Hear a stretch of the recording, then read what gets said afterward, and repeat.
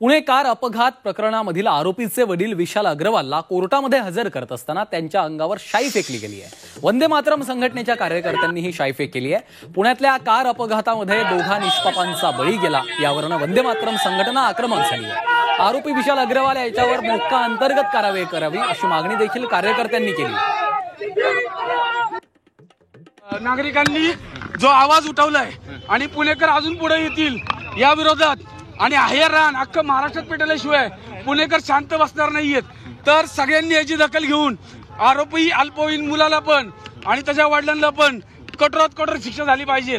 न्यायालयावरती आमचा विश्वास आहे, पण न्यायालयाने पुणेकरांची सर्वसामान्य लोकांची दखल घेऊन याच्यामध्ये व्यवस्थित खटला चालवावा। तुझ्यावर गुन्हा दाखल होऊ शकतो। हो, गुन्हा दाखल व्हायची पूर्णपणे तयारी आहे, आमची मेंटॅलिटी आहे।